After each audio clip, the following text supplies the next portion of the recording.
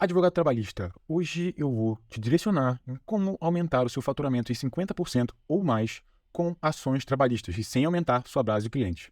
Nos próximos 20 minutos, eu vou detalhar 4 etapas de uma estruturação processual correta que os advogados trabalhistas de alta performance estão utilizando para aumentar o valor e chances de procedência dos seus pedidos. O que eu vou te contar aqui, você não aprende em faculdade, pós-graduação, mestrado, doutorado, você não aprende em lugar nenhum, não tem ninguém falando sobre isso. Isso porque o método é 100% focado no desenvolvimento da sua prática trabalhista, demonstrando a necessidade de um alto cuidado processual na estruturação de uma inicial trabalhista a fim de extrair todo ganho potencial de uma ação.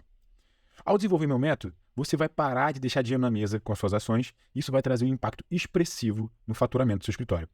Eu não vou te mostrar aqui como captar mais clientes, porque eu já espero que você já tenha esses clientes aqui de alto faturamento. O que eu vou ensinar é como tratar processualmente esses clientes. E também não estou aqui para vender curso interminável, com aula longa, que você vai demorar para assistir, porque eu entendo que advogado como você não tem tempo para isso. Antes da gente entrar na estratégia, eu vou mostrar rapidamente 2 casos reais em que o método trouxe resultados expressivos. O primeiro caso, a gente teve aqui um acréscimo de R$ 180 mil nos honorários, um aumento de 122%. Basicamente, eu gosto de falar desse processo aqui, a gente ajustou a fundamentação, porque ele é muito amplo aqui quando ele diz 3 vezes por semana, das 3 às 7, das 5 e 2 vezes por semana, das 7 às 5. Ele é muito amplo nessas horas extras que ele fixa. Isso porque vai trazer um problema para o intervalo interjornada se a gente não fixar que esses dias que ele começa às 3 horas tem que ser a partir de terça-feira. Porque se for na segunda-feira, como no domingo ele não trabalhou, então não vai ter esse intervalo interjornada. Então eu sugeri aqui que mudasse para segunda e terça às 7 às 17, quarta a sexta de 3 às 17. E na questão das horas noturnas, eu marquei aqui que essas horas noturnas têm que compor a base de cálculo das horas extras, né, com base na súmula 264 do TST, e também pedir a prorrogação da súmula 60, inciso 2, que você pode dizer que não é devido e tal. Olha só, uma coisa que eu quero que você entenda é que metodologia e reflexo, se forem indeferidos, não gera honorários sucumbenciais. O que gera honorário sucumbencial é indeferimento do pedido principal. Então, uma metodologia, os reflexos que não forem deferidos, não geram o honorário sucumbencial. Então, a gente também fez o pedido completo. Gente, pedido assim, ninguém está fazendo, tá? Não vejo nenhum advogado fazendo pedido desse jeito. E tem que ser feito dessa forma. Você pedir a verba principal e todos os reflexos. Inclusive, reflexo de reflexo aqui, tá? Integração é integração. Porque se isso aumenta o valor da adicional de periculosidade, isso tem que gerar um efeito cascata. Se você não faz isso, você está perdendo dinheiro. E aí, a gente elaborou melhor esses pedidos e ajustou a fundamentação. E essa ação foi de 303 mil para o reclamante para 655. Aumentou de 146 para 326 os honorários. Nesse segundo caso aqui, a gente fez a mesma coisa que lá em cima e a gente conseguiu aumentar de 221 mil nos honorários. Né? Era 105 mil, foi até 326. Isso porque era um contrato de trabalho um pouquinho complexo e a gente conseguiu fazer todos os pedidos que não foram... todos os pedidos com base nas cláusulas da CCT que não estavam sendo cumpridas. E aqui eu só tenho, depois se você quiser parar para ler e ver todos os pedidos, você pode, mas eu quero deixar só claro que essa súmula 47 é uma súmula que tem em quase todas as CCTs, que é uma multa por descumprimento de qualquer cláusula. E eu vejo pessoas pedindo o pagamento do direito de uma cláusula e não pedindo essa multa. Isso aqui tem que pedir, tá, gente? Então, na próxima vez que você for analisar uma CCT, já preste atenção para isso. E vamos falar com quem você está falando hoje, quem você está ouvindo, né? Eu me chamo Jorge Pena, sou analista judiciário do Tribunal Regional do Trabalho da Primeira Região. Sou do concurso de 2008. Desde 2014 eu atuo como secretário calculista. Eu liquido em média 40 processos por mês e também eu faço a análise das impugnações das partes na fase de liquidação e execução. Ao todo eu já analisei aí mais de 4 mil ações. E assim, na fase de liquidação é necessário uma análise profunda de toda a fase de conhecimento, pois coisa julgada não é composta apenas pela decisão, né? Também pela fundamentação, pedidos, documentação. E em todas as análises que eu fiz, eu percebi que existem grandes limitadores a uma condenação valiosa hoje em dia. E são eles: fundamentação confusa, sem exposição de parametrização, pedidos incompletos, falta de documentação, análise superficial, ausência de embargos, cálculos de liquidação incorretos. Meus 8 anos de experiência me permitem dizer, com toda a segurança, que 95% das ações trabalhistas estão longe de atingir todo o seu potencial de ganho. Com o objetivo de direcionar os advogados trabalhistas na correção de todos os fatores que estão limitando essas condenações, eu criei o método IT, a Instrução Trabalhista Estratégica, que é uma estratégia avançada, apesar da baixa complexidade, para extrair todo o potencial de ganho das suas ações. E para quem é esse treinamento que você está assistindo? Esse treinamento é para advogados trabalhistas que cumprem os seguintes requisitos: atuam prioritariamente com o reclamante, têm faturamento superior a 300k anuais, captam pelo menos 4 clientes com potencial de altos honorários por ano, ou atuam num nicho com potencial de altos honorários. Vocês sabem quais são os nichos, né? Bancário, rodoviário, empresa pública. Esses são nichos com alto potencial de honorários. E também você não tem tempo para curso longo, né? Você está buscando um resultado rápido. Se você preenche esses requisitos, esse treinamento aqui é para você. Então, seja muito bem-vindo. E eu tenho certeza que o que você vai ver aqui vai transformar a maneira como você enxerga a instrução processual e vai ser a solução para multiplicar o seu faturamento com as suas ações trabalhistas sem precisar atender mais clientes para isso. Então, vamos lá. O método gira em torno de 4 etapas: diagnóstico do cliente, diagnóstico da ação, elaboração da peça inicial, defesa da estrutura. E como ele funciona na prática? Vamos lá. Diagnóstico do cliente. Nessa etapa, vamos identificar o potencial desse cliente. A gente vai analisar o empregador, tempo de contrato, remuneração e a complexidade dessa relação de emprego. Um cliente com potencial de retornar altos honorários tem que ter obrigatoriamente trabalhado ou trabalha ainda para uma empresa sólida. Ou seja, aquela que não tem evidência de falência ou recuperação para os próximos 5 anos. E por que eu falo isso? Porque não adianta nada a gente ter uma ação muito, muito boa, sendo que a empresa é insolvente. Então, tem que ter o potencial estar ligado ao empregador. E para os demais itens, quanto maior o tempo de contrato, remuneração e complexidade, maior o potencial do seu cliente. Mas assim, não necessariamente precisa ter os 3, tá?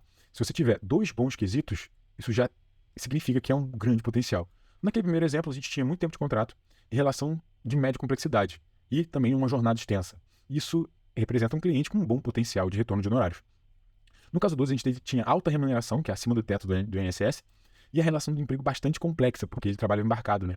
Então, apesar do baixo tempo de empresa, esse cliente também tinha um excelente potencial e vocês viram qual foi o resultado.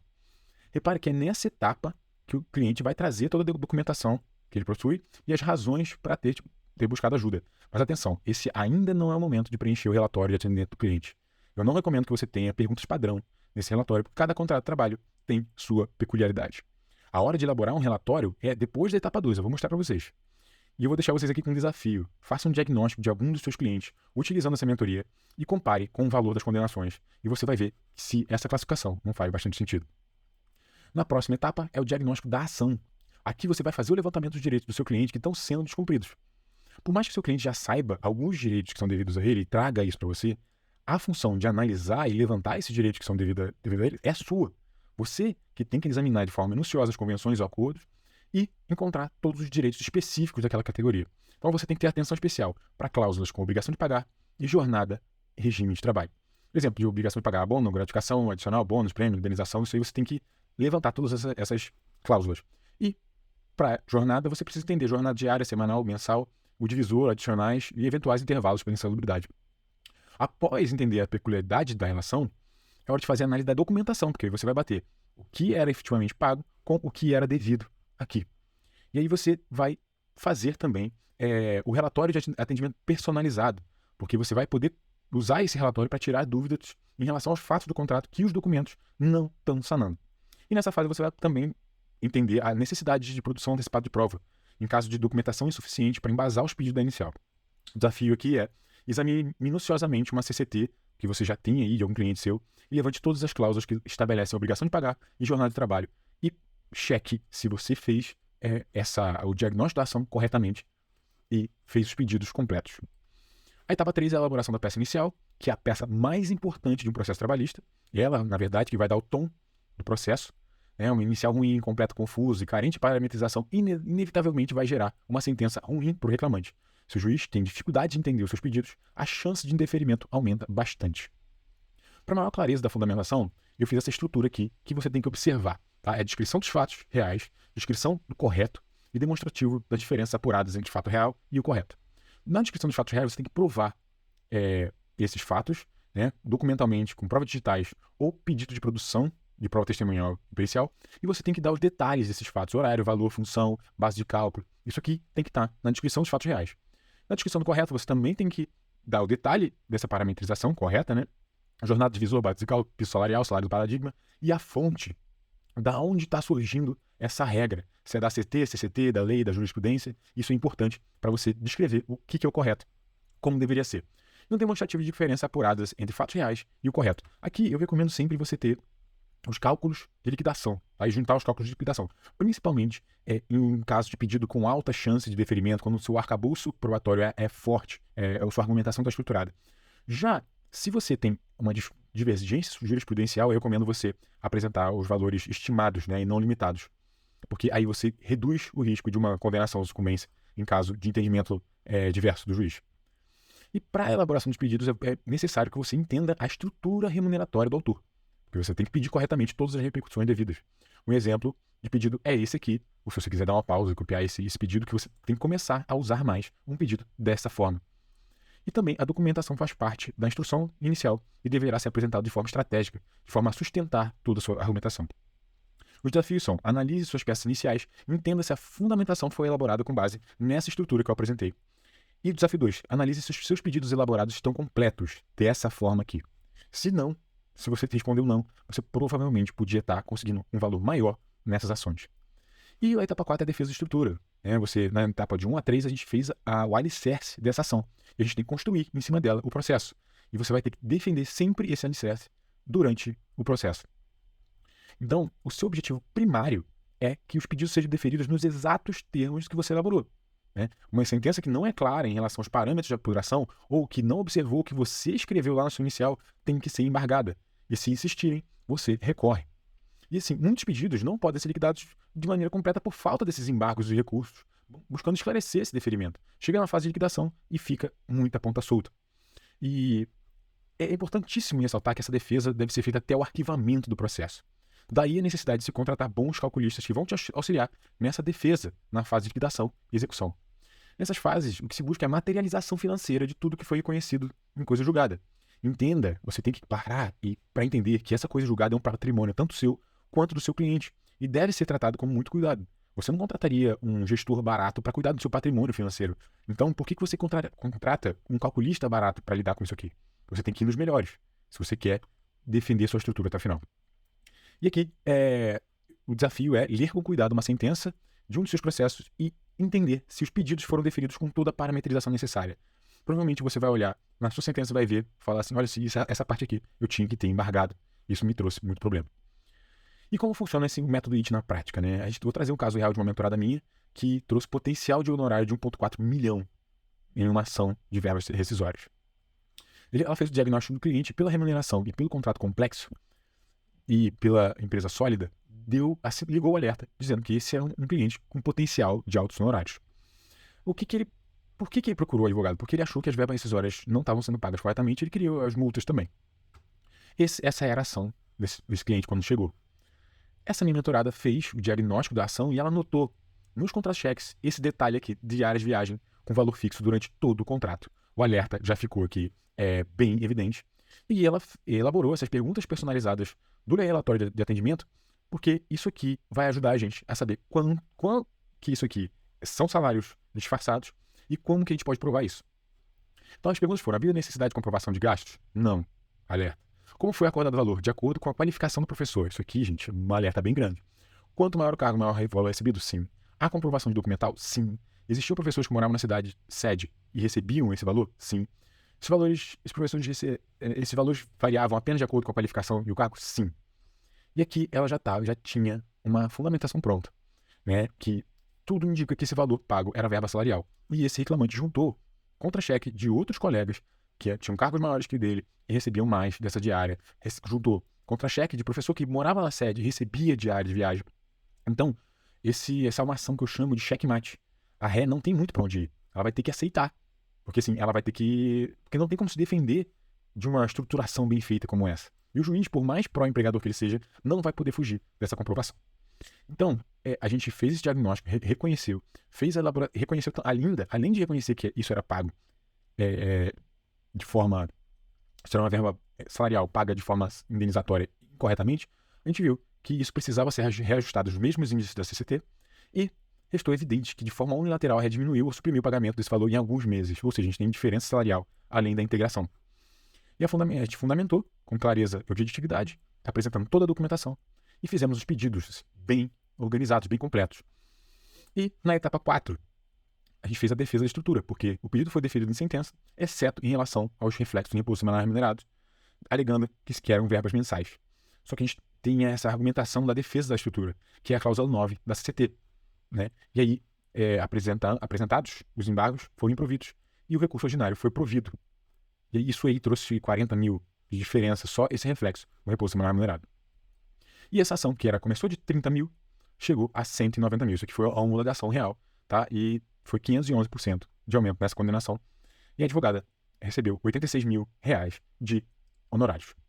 E mais esse retorno indireto aqui. Porque com a confirmação dessa tese, 6 novos clientes na mesma situação foram captados. Aqueles clientes que apresentaram os contra-cheque dele ficaram sabendo dessa tese. E eles buscaram essa minha mentorada para fazer para protocolizar uma ação igual. E o valor da causa médio é de 500 mil, porque esses clientes eram de cargo superior ao desse primeiro cliente e o tempo de serviço era muito maior. Então, daqui eu tenho esse potencial de 1,4 milhão de honorários. E são causas bem estruturadas, causas que eu chamo de checkmate. Agora eu quero saber, o mesmo reclamante, 2 condenações completamente diferentes. Qual dessas ações você gostaria que fosse a sua? E o desafio é, analise suas ações e entenda se você tem deixado dinheiro na mesa e quanto. Qual o próximo passo agora? Você já viu que isso é importante, isso fez muito sentido para você. Agora você tem que trazer esse método para a sua prática jurídica. A teoria e a realidade são extremamente diferentes. Embora esse treinamento tenha mostrado passo a passo das etapas que você precisa seguir para elaborar uma instrução trabalhista de forma estratégica, a execução pode ser extremamente difícil sem uma orientação correta. Na prática, em cada uma dessas fases, você vai ter que tomar decisões e algumas dúvidas vão surgir. Essas dúvidas aqui vão surgir para você. Tipo, meu cliente não tem todos os contra-cheques, o que fazer? Quais cláusulas da CCT específicas são realmente importantes? Quais parâmetros devem ser informados para essa verba específica? Qual recurso mais adequado? Qual deferimento pode me trazer problema na liquidação? Isso aqui são apenas algumas dúvidas que você vai ter inevitavelmente, né, ao longo da sua jornada.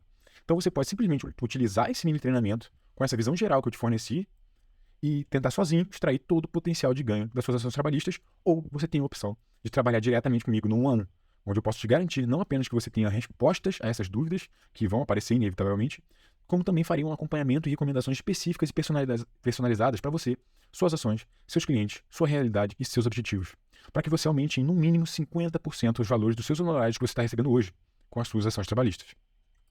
E como é que a gente faz isso? Com o meu programa de mentoria e instrução trabalhista estratégica, você será acompanhado por mim durante 3 meses, onde eu irei aprofundar cada uma dessas 4 etapas do método que você já viu. Eu também vou te acompanhar falando exatamente o que, quando, onde, como e por que você deve tomar cada ação, recomendando melhores estratégias para as suas ações trabalhistas. Ou seja, durante 90 dias, você vai poder me consultar em cada passo da sua instrução processual. Isso faz sentido para você? Então vamos tomar o próximo passo. Você vai ter que clicar no botão abaixo desse vídeo e se aplicar na mentoria. Eu fiz um formulário rápido com algumas perguntas para entender melhor a sua realidade e se esse é o momento certo de você contatar uma mentoria. Caso eu consiga entender que você está no momento certo para a mentoria, eu vou contatar você e acertar todos os detalhes finos de como funciona o programa, o investimento e como fazer sua adesão. Então eu te vejo aqui do outro lado para que possamos começar a multiplicar seus honorários, executando todo o método da forma mais breve possível.